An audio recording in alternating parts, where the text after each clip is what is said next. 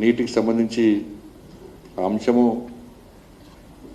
లక్షలాది మంది విద్యార్థుల యొక్క భవిష్యత్తు వాళ్ళ యొక్క భావోద్వేగానికి సంబంధించిన అంశం. ఈ విషయంలో విద్యార్థుల యొక్క ఆవేదన, వారి యొక్క బాధను, తల్లిదండ్రుల యొక్క ఆవేదన బాధలను అందరం కూడా అర్థం చేసుకోవాల్సిన అవసరం ఉంది. ఎందుకంటే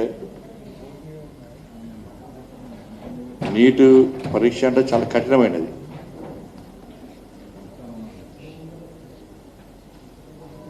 కష్టపడి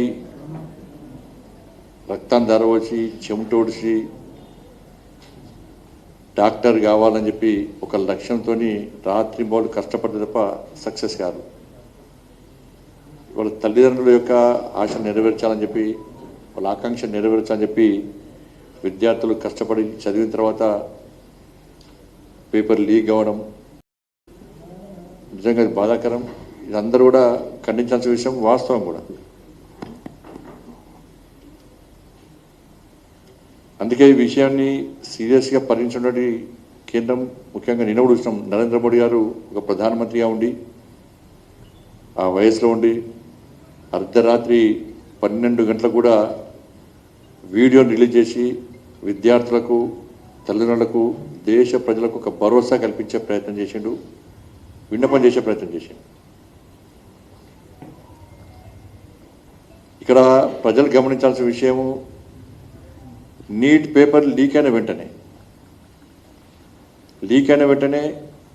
11 మంది ఫ్యాకల్టీలను ప్రభుత్వం వెంటనే గుర్తించి వాళ్ళని అరెస్ట్ చేయడం, వాళ్ళని చర్యలు తీసుకోవడం, దీంతో సంబంధం ఉన్న 17 మందిని అరెస్ట్ చేయడం, వాళ్ళ చర్యలు తీసుకోవడం, సాక్షాత్తు కేంద్ర విద్యాశాఖ మంత్రి గారు క్షమాపణ చెప్పడం, వారు స్వయంగా సిబిఐకి లెటర్ రాయడం, ఇవన్నీ జరిగినాయి. ఇవన్నీ కూడా ప్రభుత్వం స్పందించింది, అన్ని రకాల చర్యలు తీసుకుంటున్నది. దాంతోపాటు విద్యార్థులకు విద్యా సంవత్సరం నష్టపోకుండా ఉండాలనే ఉద్దేశంతో 40 days లోపల తిరిగి ఎగ్జామ్ నిర్వహించి ఫలితాలు ప్రకటించి కౌన్సిలింగ్ సిద్ధమైంది. ఇది ప్రభుత్వం యొక్క నిబద్ధత. దీన్ని గుర్తించాల్సిన అవసరం ఉంది. రేపు కౌన్సిలింగ్ కూడా ప్రారంభం కాబోతున్నది.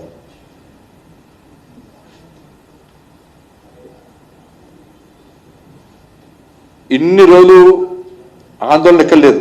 ఎందుకంటే ఎగ్జామ్ స్టార్ట్ అయింది, కౌన్సిలింగ్ ఎగ్జామ్ అయిపోయింది, రిజల్ట్స్ వచ్చినాయి, కౌన్సిలింగ్ సిద్ధమవుతున్నారు.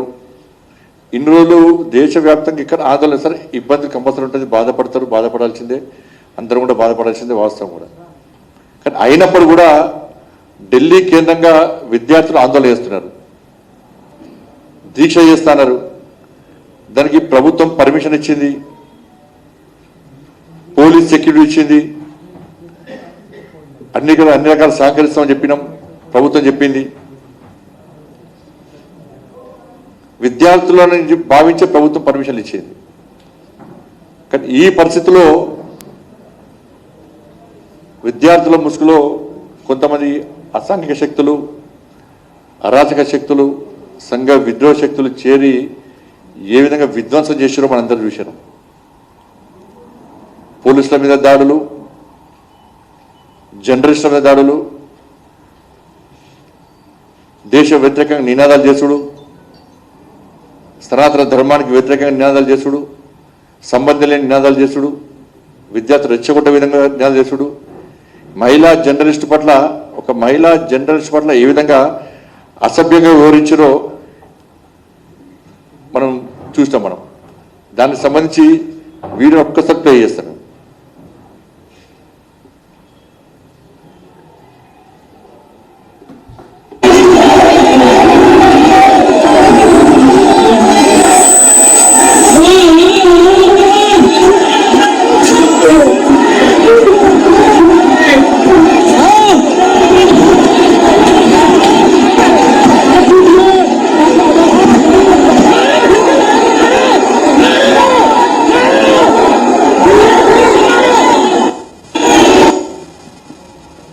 దాదాపు 118 మంది పోలీసు అధికారులు గాయాలైనాయి, తలలు ఒలిగినాయి, జర్నలిస్టులకు గాయాలైనాయి. కానీ ఎక్కడ కూడా పోలీసు సమయంతో వ్యవహరించారు. ఎక్కడ సంఘ విద్రోహ శక్తులకు ఏమంటారు అక్కడ మాత్రమే ఎక్కడ ఫైరింగ్ లేదు. పార్లమెంటు దరిదారులకు వచ్చి పార్లమెంటు ముట్టడి చేస్తాం, పార్లమెంటుకు చోరబడతాం అనే పరిస్థితులు కూడా ఎక్కడ పోలీస్ ఫైరింగ్ కానీ ఎలాంటి చేయలేదు.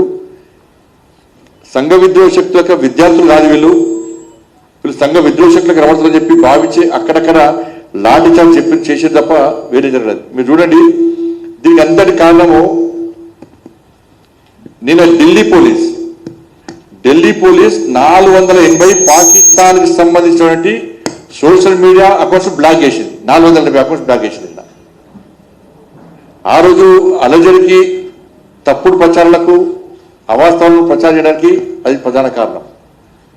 కేవలం గుర్తించిన 480 కేవలం పాకిస్తాన్ నుంచి, ఇతర దేశానికి కూడా ఇలా ఎంక్వైరీ చేస్తూ ఉన్నారు. ఇవాళ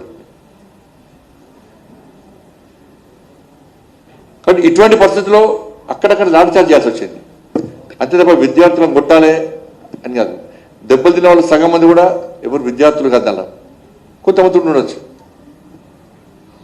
ఇవాళ మేము అడుగుతున్నాం, ఇవాళ నీటి ఆందోళనకు 370 ఆర్టికల్ సంబంధమైంది. నీటికిను ఆజాద్ కాశ్మీర్కు సంబంధమైంది. నీటికు బంగ్లాదేశ్కి సంబంధమైంది, నీటికు పాకిస్తాన్ సంబంధమైంది, నీటికు నేపాల్ సంబంధమైంది, నీటికు శ్రీలంకకు సంబంధమైంది, నీటికు సనాతన ధర్మానికి సంబంధమైంది, నీటికు శ్రీరామచంద్రునికి సంబంధమైంది, నీటికు సీతమ్మవారికి సంబంధమైంది, నీటికు దేశ వ్యతిరేక నినాదాలకు సంబంధమైంది దాని గురించి.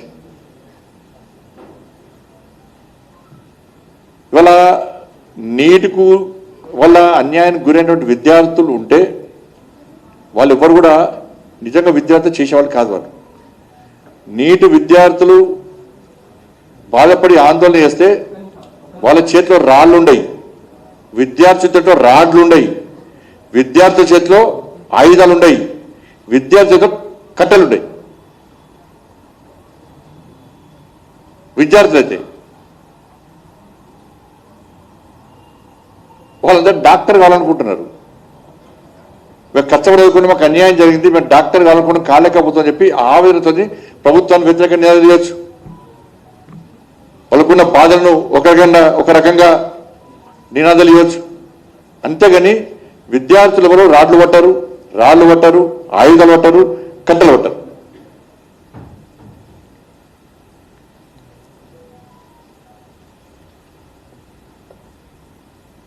ఇవాళ ఢిల్లీలో జరిగిందేందో ఒక చూడండి. मैं तो राजा मोदी का भी गोली मार दो सही, मैं तो मार दे। मैं तो राजा मोदी का भी गोली मार दो सही, मैं तो मार दे। मतलब आप प्राइम मिनिस्टर की ऐसी बात बोल रहे हैं, मोदी को कोई कुछ हुआ भी है? 370 के प्रोटेक्शन जो हमें इस कॉन्स्टिट्यूशन करने दिए थे, 370 के प्रोटेक्शन जो हमें इस कॉन्स्टिट्यूशन करने दिए थे, बस नाम रहेगा अल्लाह का। सीता के पति का नाम ले लेके सीता के पति का काम कर रहे हैं, तो भगवान राम मंदिर और व्हाटएवर इसमें, but it just people don't know. मैं तो राजा मोदी का ఇవాళ ఇవన్నీ చూసిన తర్వాతనే పార్లమెంటు సాక్షిగా పార్లమెంట్లో చర్చ జరపడానికి సిద్ధం అని చెప్పి సాక్షాత్తు పార్లమెంటరీ వ్యవహార శాఖ మంత్రి ప్రకటించారు, మంత్రులు ప్రకటించారు. చర్చకు సిద్ధం అంటున్నాం. పార్లమెంట్లో చర్చిస్తే తప్ప వాస్తవాలు బయటకు వస్తే తప్ప ఒక నిర్ణయానికి రాలేము. కాబట్టి చర్చకు రండి అని చెప్పి ప్రభుత్వము చర్చలు జరుపుతామని చెప్పి పార్లమెంట్లో కోరితే కూడా ఇవాళ విపక్షాలు చర్చ జరిపే పరిస్థితులు. ఎందుకంటే చర్చ జరిపితే తీసుకోవాల్సిన చర్యలన్నీ తీసుకునే ప్రభుత్వం ఆల్రెడీ, వాళ్ళకి అవకాశం రాదు. కాబట్టి చర్చ జరపకుండా ఇవాళ రాద్ధాంతం చేసి 2 నెలలు ఏం మాట్లాడలే. పార్లమెంటు స్టార్ట్ అయినాకనే నీట్ అయిపోయింది, మళ్ళీ రీ ఎగ్జామ్ పెట్టారు, ఫలితాలు వచ్చినాయి. కౌన్సిలింగ్ స్టార్ట్ అవుతుంది. అప్పుడు నాకు ఏం మాట్లాడలే. మళ్ళీ పార్లమెంట్ స్టార్ట్ కాగానే పార్లమెంట్ వేదికగా గొడవ వేయాలి, ఈ దేశంలో విచ్ఛిన్నం చేయాలని చెప్పి ఒక ఆలోచనతోని ఇవాళ వాళ్ళు అలజడి సృష్టించే ప్రయత్నం చేశారు. చర్చకు వస్తలేరు. సాక్షాత్ ప్రధానమంత్రి గారు ట్వీట్ చేశారు, వీడియో రిలీజ్ చేశారు. కాబట్టి ఈ విపక్షాలందరూ కూడా ఇండియా అలయన్స్కి ఎవరు కూడా సమస్య పరిష్కారం కాదు. తొందర మోడీ గారు చేయాలి, రాహుల్ గాంధీ ప్రధానమంత్రి చేయాలి, బీజేపీని గద్దెదించాలి, బీజేపీ మీద విషం జిమ్మాలే. ఈ దేశంలో ప్రజల లోపల యువత లోపల తప్పుడు ఆలోచనలు తయారీ అని చెప్పి ఒక దుర్మార్గమైన ఆలోచనతోని ఇలా విధ్వంసం సృష్టించే ప్రయత్నం ఇలా విపక్షాలు చేస్తున్నాయి. అందుకే ప్రధానమంత్రి రాజీనామా వేయాలి అవి అంటున్నారు. ఇవాళ నాకు తెలిసి దేశంలో పేపర్ లీక్ అని రాష్ట్రం అయితే లేదు, ఉంటే ఒకటి ఉండొచ్చు. యూపీ హయాంలో 72 సార్లు పేపర్ లీక్ అయినాయి, 72 టైమ్స్. మరి ఆ రోజు మన్మోహన్ సింగ్ గారు రాజీనామా చేయాలి, ఆ రోజు విద్యాశాఖ మంత్రి రాజీనామా చేయాలి. ఇలా రాజస్థాన్లో అశోక్ గెహ్లోట్ సీఎం ఉన్నప్పుడు 18 సార్లు పేపర్ లీక్ అయింది, 18 టైమ్స్. 21 టైమ్స్ ఎగ్జామ్స్ పెడితే 18 టైమ్స్ పేపర్ లీక్ అయింది రాజస్థాన్లో కాంగ్రెస్ పార్టీ ప్రభుత్వంలో. మరి ఆ రోజు ప్రధానమంత్రి రాజీనామా చేయాలి, అశోక్ గెహ్లోట్ రాజీనామా చేయాలి. ఆ రోజు ఇదే రాహుల్ గాంధీ గారు, ఇదే ప్రియాంక గాంధీ గారు ఏమన్నారు ఒకసారి చూడండి. 18 టైమ్స్ లీక్ అయితే. The process by goes through the machinery of an elected government that seeks to undo the checks and balances created to protect the supremacy of parliament as this house sets a dangerous precedent for our democracy. आपको मालूम है paper leak की बड़ी समस्या है। गहलोत जी भी जानते हैं कि राजस्थान में भी पेपर लीक हुए थे और ये एक बड़ी समस्या पूरे देश में है, सिर्फ एक प्रदेश की समस्या नहीं है। और बहुत इसको रुकवाने की कोशिश चाहे कितना भी की होगी गहलोत जी ने, लेकिन फिर भी बार बार ये हो रहा था।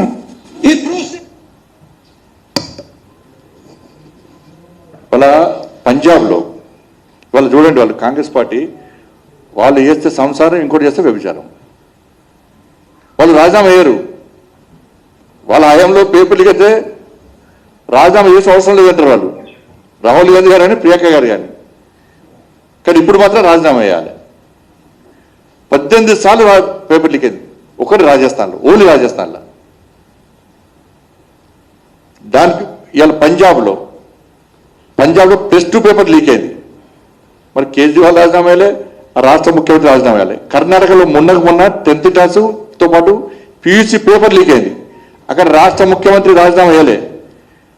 ములాయం సింగ్ హయాంలో, అఖిలేష్ హయాంలో పేపర్ లీక్ అయింది, వాళ్ళకి రాజీనామా వేయాలి. బెంగాల్లో టీచర్ రిక్రూట్మెంట్లో మొత్తం అవకతవకలు జరిగితే పెద్ద ఎత్తున యుద్ధం జరిగింది. ఆడ మమతా బెనర్జీ రాజీనామా వేయాలి. కేరళలో కమ్యూనిస్టు పాలన కూడా పేపర్ లీక్ అయినాయి, అక్కడ రాజీనామా అయ్యారు. దేశంలో అనేక రాష్ట్రాలు రాజీనామా పేపర్ లీక్ అయినా ఎక్కడ రాజీనామా వేయాలి, రాజీనామా చేయమని వాళ్ళు అడగలే. ఇక్కడ తెలంగాణలో కేసీఆర్ గారి పాలన, కేసీఆర్ ముఖ్యమంత్రి గారు ధర్నా ఇచ్చినట ట్విట్టర్ ఇవాళ. మీ అయ్య పాలనలో, మీ అయ్య ముఖ్యమంత్రి ఉన్నప్పుడు ఎంసెట్ పేపర్ లీక్ అయింది, TSPSC పేపర్ లీక్ అయింది, SSC పేపర్ లీక్ అయింది. మొత్తం పేపర్లు అమ్ముకోవడమే. మీ కుటుంబం, వీళ్ళ కుటుంబము మొత్తం పేపర్లు అమ్ముకోవడం, విద్యార్థుల భవిష్యత్తు నాశనం చేయడమే. మరి ఎప్పుడన్నా కేసీఆర్ రాజీనామా చేసిండా? నువ్వు రాజీనామా చేసినావా? గ్రూప్ 1 పేపర్ లీక్ అయితే నేను ఫైట్ చేస్తుంటే, గ్రూప్ 1 పేపర్ లీక్ అయితే దానికి వ్యతిరేకంగా ఫైట్ చేస్తుంటే, ఎవడో 10th పేపర్ లీక్ చేస్తే వాడిని అసలు వర్కోక చేతగాక ఈ ఫాల్తు వాళ్ళు అర్ధరాత్రి నన్ను అరెస్ట్ చేసి 5 నిమిషాలకు ఒకసారి కేసీఆర్ అనే వ్యక్తి మందు దాగి, ఫామ్ హౌస్లో మందు దాగి సిపికి ఫోన్ చేసి ఏడేడు దిగుతున్నావు, ఎక్కడెక్కడ దిగుతున్నావు, ఎట్లా దిగుతున్నావు, బండి సంజయ్ డ్రెస్ వేసుకున్నాడా, ఏ డ్రెస్ వేసుకున్నాడు, ఏ ప్రాంతంలో ఉన్నావు, రాత్రి అంతా దింపాలి, పోలీస్ స్టేషన్ తీసుకురావద్దు, తెల్లారి జైలు పంపారు. కోర్టు ఏం చేసింది? ఇది ఫాల్త్ కేసు, ఫాల్త్ కాళ్ళు పెట్టిన కేసు ఇది, దీనికి ఏం ఆధారం లేవని చెప్పి కేసు కొట్టేసింది, ముట్టికాలేసి కేసు కొట్టేసింది. 10th పేపర్ లీకేజ్ అని పట్టుకోలే, గ్రూప్ 1 పేపర్ లీకేజ్ వ్యతిరేకంగా నేను కొట్లాడితే ఒక రాష్ట్ర అధ్యక్షుడిని, ఒక జాతీయ పార్టీకి రాష్ట్ర అధ్యక్షుడిని, ప్రజల చేత ఎన్నుకోవడం పార్లమెంట్ సభ్యుడిని కనీసం గుర్తించకుండా గౌరవం ఇవ్వకుండా తప్పుడు కేసులు పెట్టి ప్రజల దృష్టి మళ్లించడానికి ఆ రోజు ఏ విధంగా చేసిండో, ఏ విధంగా జైలు పంపిడో మీరంతా చూశారు. అట్లాంటి ఓడియాలు వచ్చి ధర్నా చౌక్లా నువ్వు వచ్చేసా ధర్నా చౌక్లో ఇందా ధర్నా చేస్తున్నావు. ఆ ఎన్టీఆర్ స్టేడియం ధర్నా చౌక్ చూసి నీ యాక్టివ్ చూసి నవ్వుతున్నాయి. వాళ్ళు కనీసం పుట్టినరోజు ఇవ్వాల, ఆ పుట్టినరోజున కనీసం అబద్ధాలు ఆడకుండా పుట్టినరోజు ఎందుకు చేసుకుంటామన్నా మనం? ఈ ఒక్కరోజున మంచిగా ఉండరా, ఒక్క రోజున దేవుని మొక్కరా, ఈ ఒక్కరోజు అబద్ధాలు ఆడక ఇవాళ అబద్ధాలు ఆడకుంటే ఈ జీవితాంతం ఈ సంవత్సరం అంతా అబద్ధాలు ఆడడానికి ఇవాళ మొత్తం అబద్ధాలు ఆడాడు అంటే జీవితాంతం అబద్ధాలు ఆడతారు. ఇవాళ నోరే అబద్ధాలు, ఆ కుటుంబమే అబద్ధాల కుటుంబం.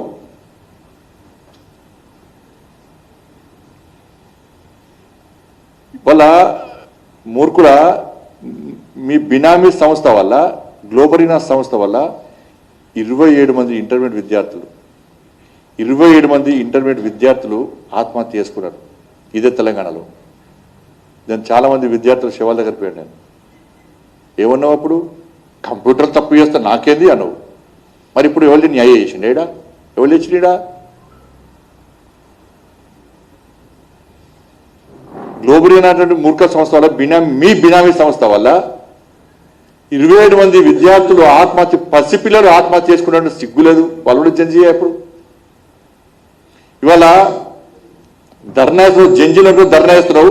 ఆ విద్యార్థులు అడగాలి, ఇది గల్లవట్టి అడగంటారు. ఇవాళ అరే ఫాల్తుగా 27 మంది విద్యార్థులు చనిపోయారు నీ మూర్ఖత్వం వల్ల, నీ బినామీ సంస్థ వల్ల. మరి దాని గురించి ఏమంటావు?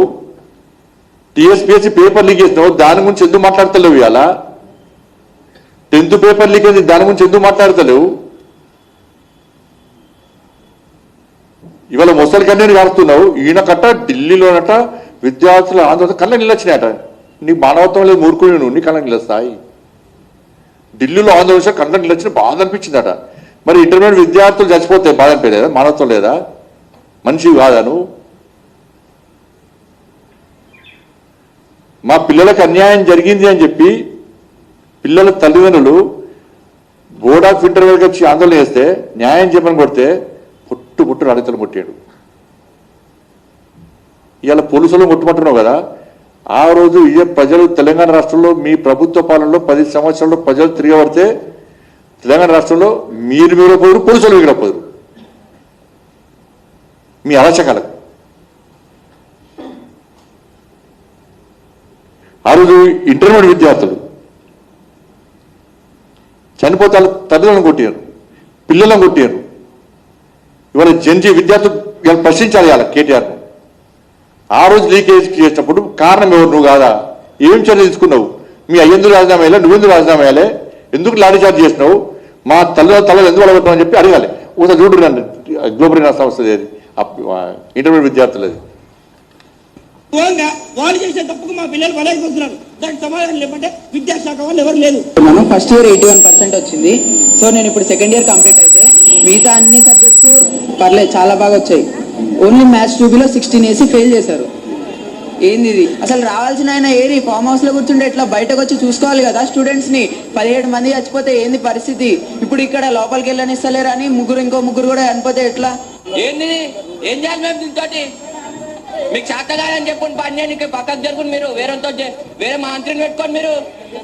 మీరు మీకు చేత కాదు, మా బతుకులే కాస్తారు.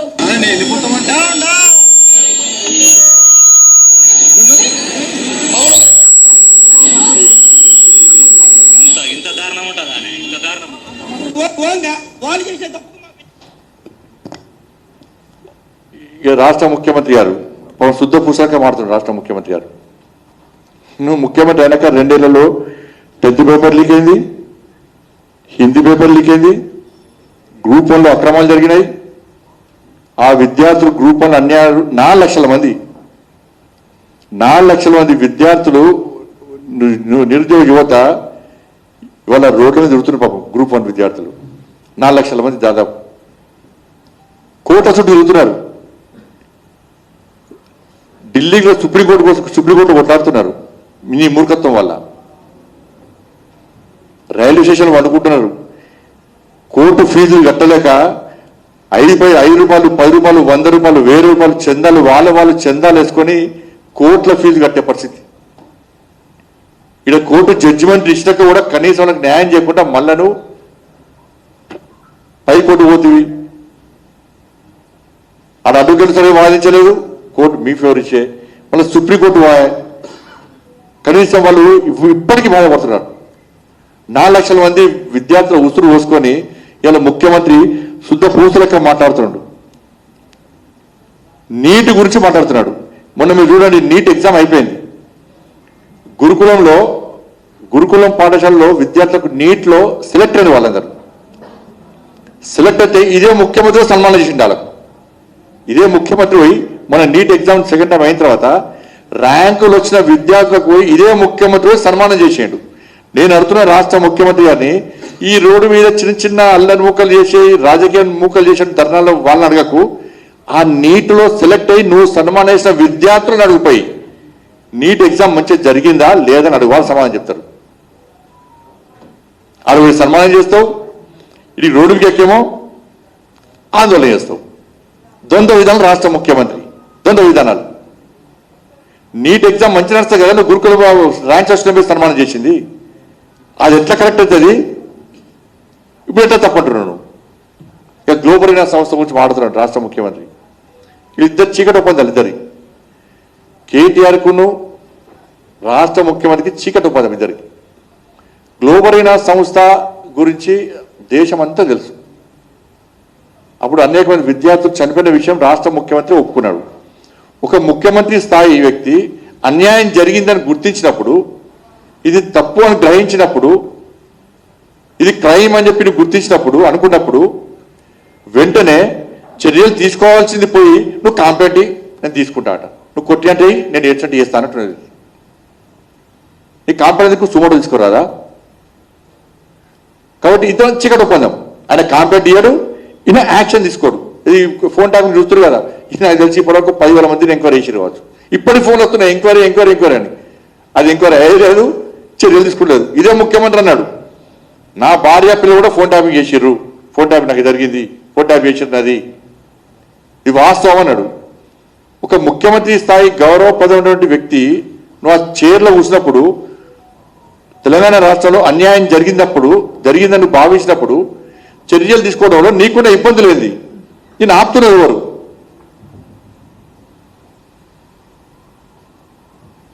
ఇప్పుడు వీళ్ళు 20 మంది విద్యార్థుల పేరెంట్స్ వాళ్ళ స్టేట్మెంట్స్ రికార్డ్ అయ్యాయి.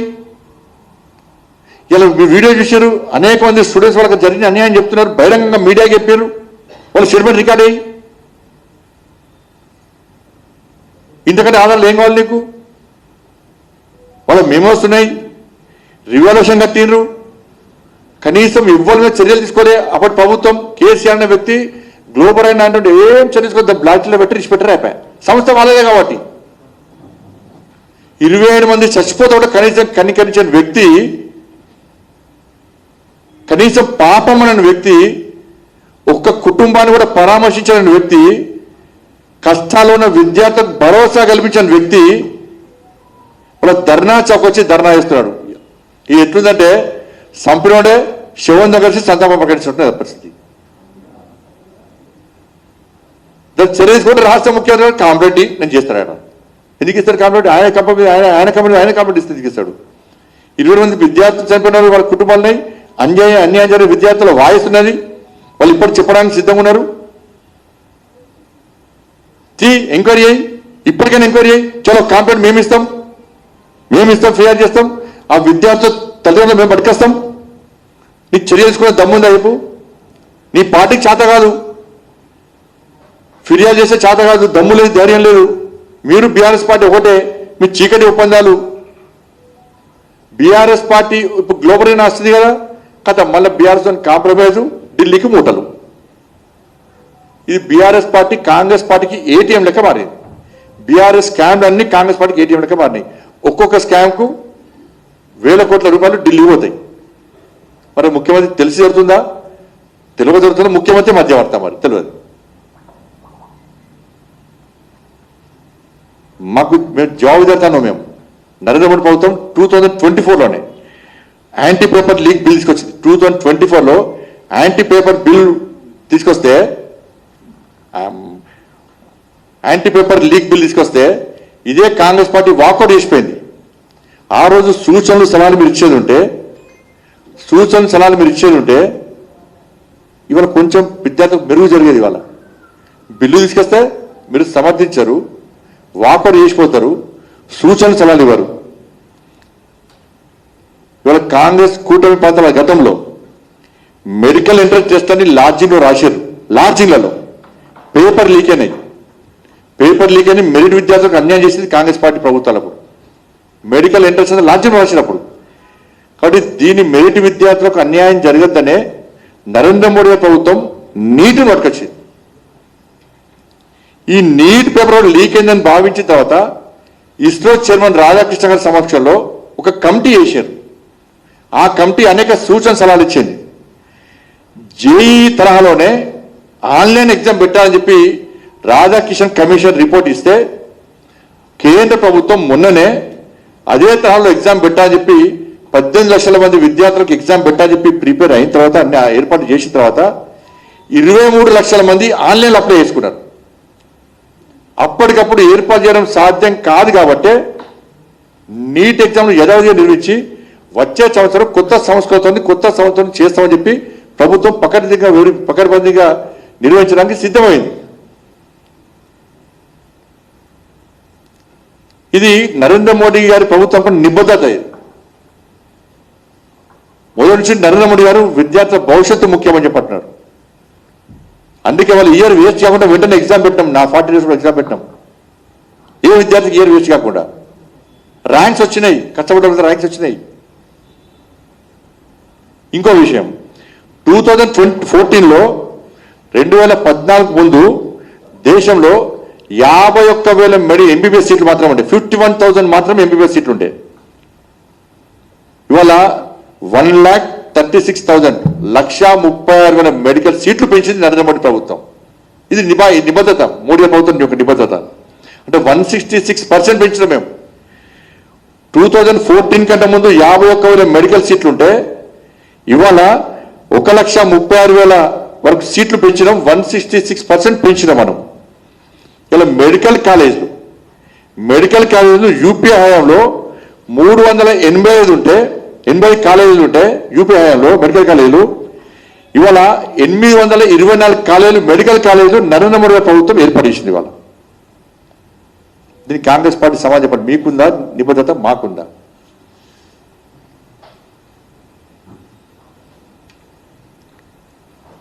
ఇవాళ ముఖ్యమంత్రి గారు మాత్రం మీ యూత్ డిక్లరేషన్ ఏం చెప్పింది?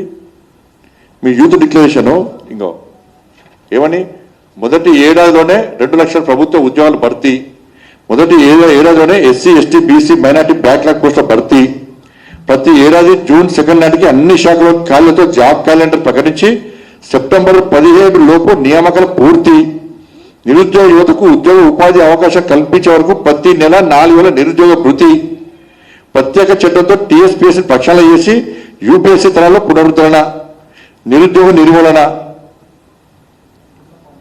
ఇవన్నీ యూత్ డిక్లరేషన్ అన్నారు. ఇది రాహుల్ గాంధీ గారు ప్రియాంక గాంధీ వచ్చి ప్రకటించారు. ఇవాళ ఏమైంది నీ యూత్ డిక్లరేషన్? రాష్ట్ర ముఖ్యమంత్రి గారు చెప్పాలి. నీ యూత్ డిక్లరేషన్ అమలు చేస్తే ఇవాళ తెలంగాణలో ఇవాళ యువత నిరుద్యోగ రహిత రాష్ట్రంగా ఉండేది. నువ్వు అనుకున్న నిరుద్యోగ రహిత రాష్ట్రంగా ఉండేది.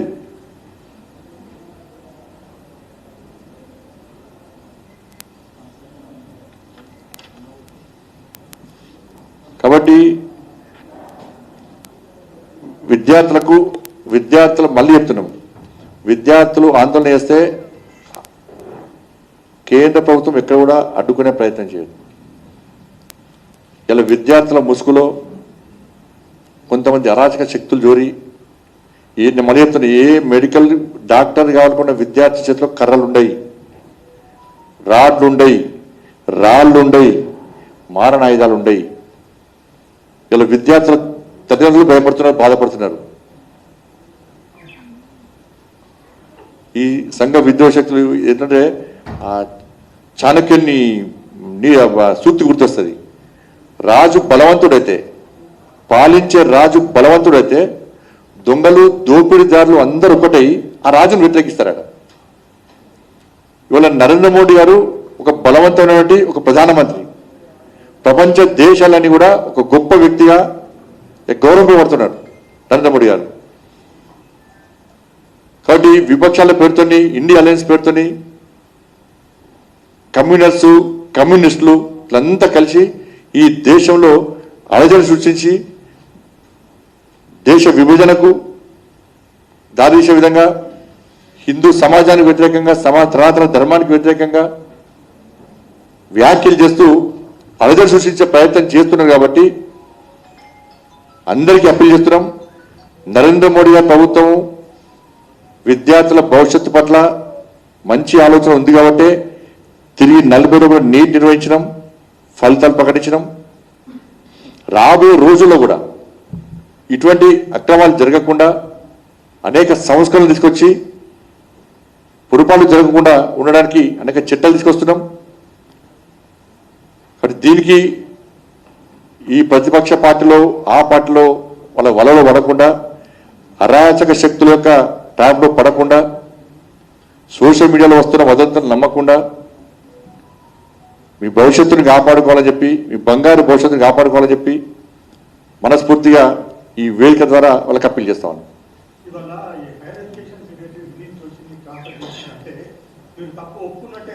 ఇప్పుడు మీరు చేయకుండా చేయలేదంటారు, చేస్తే తప్పు ఒప్పుకున్నామంటారు. రాహుల్ భాయ్, చేయలేదంటే చేయలేదంటారు, చేస్తే తప్పు ఒప్పుకున్నట్టు అంటారు.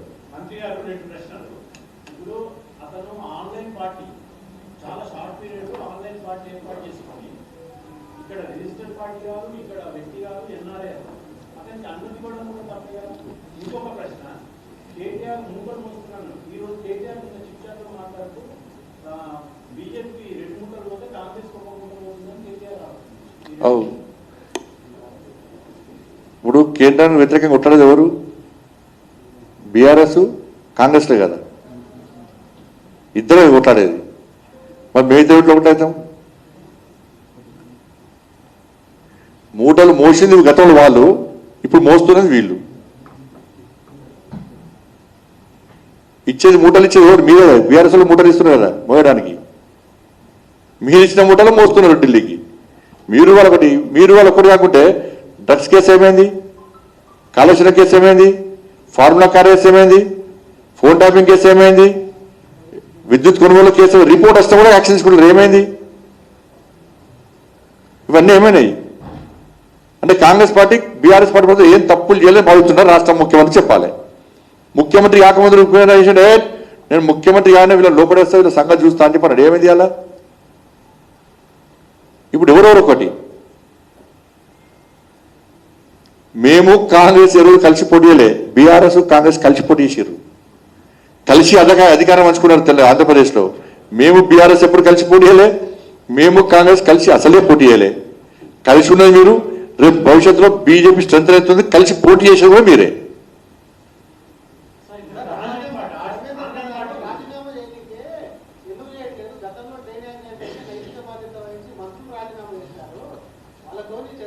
ఇప్పుడు అనేక ఉదాహరణలు చెప్పిన రాజీనామా అనేది ముఖ్యం కాదు, పరిష్కారం కాదు.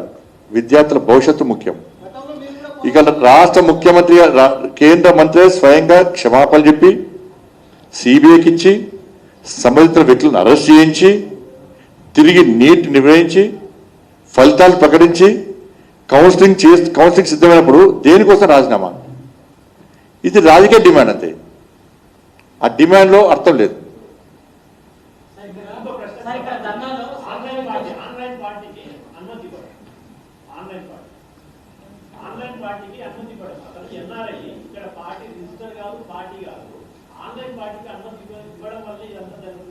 ఇప్పుడు విద్యార్థులు అనుకొని అనుమతించినాం, కానీ పార్లమెంట్ లోపలికి వచ్చి కట్టలు పట్టుకొని కర్రలు పట్టుకొని వచ్చినట్టు ఎవరు తీస్తారు మనం?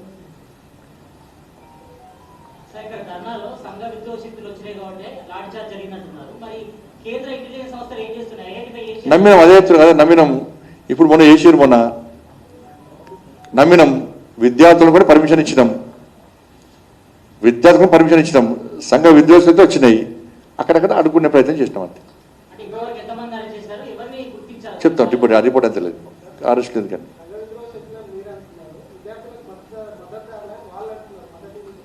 విద్యార్థులకు మద్దతుదారులు అయితే రాడ్లు పట్టుకోరానా, రిపోర్టర్లు ముట్టరు, మహిళా రిపోర్టర్ పట్ల అసభ్యంగా వివరించారు, పోలీసుల కాలు చేతులు విరగొట్టారు, జర్నలిస్టుల కెమెరాలు వెలగొట్టారు, ఇండియాను పాకిస్తాన్ లెక్క మారుస్తాం, బంగ్లాదేశ్ లెక్క మారుస్తాం, నేపాల్ లెక్క మారుస్తాం, మోడీని గాలి చేస్తాం, రాముని తింటారు, సీతమ్మని తింటారు, సనాతన ధర్మాన్ని తింటారు. వాళ్ళకి కావాల్సింది నీటికి దీనికి సంబంధం ఏంది అని అంటున్నా. ఎగ్జామ్ రాశారు, రాశారు, పాస్ అయ్యారు, వాళ్ళు కౌన్సిల్ సిద్ధమయ్యారు, వీళ్ళకే కడుపున పట్టున్నా. 2 నెలలు లేనిది ఇప్పుడు ఎందుకు వచ్చింది? 2 నెలలు జరిగింది, ఎగ్జామ్ అయిపోయింది, ఇప్పుడు ఎందుకు వచ్చింది అంటున్నా వాళ్ళు. 50th కేటీఆర్ గారికి జన్మదిన శుభాకాంక్షలు. పాప ఆయన తీరంతా 50-50 అయిపోయింది. ఇటు 50% ఏమో గబ్బులు, 50% పబ్బులు. పెద్ద పెద్ద హోటల్ ఉన్నాయి, వీళ్ళకన్నా దావతిస్తే ఏమవుతుంది? హైయత్ హోటల్ ఉన్నాయి, హోటల్ బాగా హోటల్ ఉంటాయి నాకు, ఆ హోటల్ గురించి తెలిసిగా మీ అందరికీ. దావత్ ఇస్తున్నా దావత్ ఏమన్నా విలేకరులకు, జర్నలిస్టులకు. నీకే సరిపోదు, నీకు కనిపిస్తావు అని.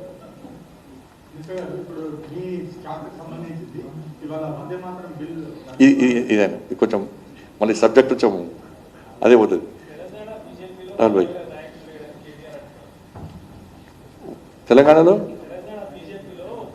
నా పార్టీ నుంచి ఆయనకేంది కదా బాధ? నీ పార్టీలో ఉన్నాడు, ఉన్న ఒక్కరు ఫామ్ హౌస్ అవ్వండి, నీ పార్టీలో రేపరాదు. అయినా వీళ్ళ మొక్కలకు మాకు నాయకులు అవసరం, మా బీజేపీ మా కార్యకర్తలు చాలు. వీళ్ళ మొక్కలకు, వాళ్ళ మొక్కలను ఎదుర్కోవడానికి మా పార్టీ కార్యకర్తలు చాలు, నాయకులు అందరూ కార్యకర్తలమే. థ్యాంక్ యూ అన్న, థ్యాంక్ యూ.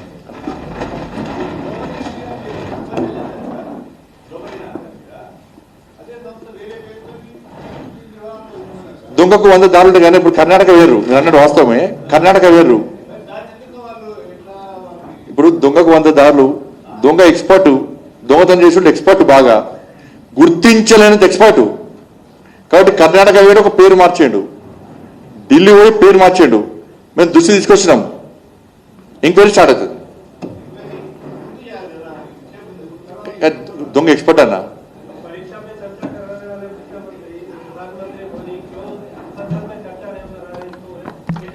చర్చకు సిద్ధమనా? చర్చకు సిద్ధమని రోజు మాట్లాడుతున్నాం, ఇవాళ కూడా చెప్పారు చర్చకు సిద్ధం. కానీ చర్చించడానికి వాళ్ళు సిద్ధంగా లేరు. వాళ్ళకి కావాల్సింది విధ్వంసం సృష్టించడం, ప్రజలు కూడా విభేదాలు సృష్టించడం. ధన్యవాదాలు.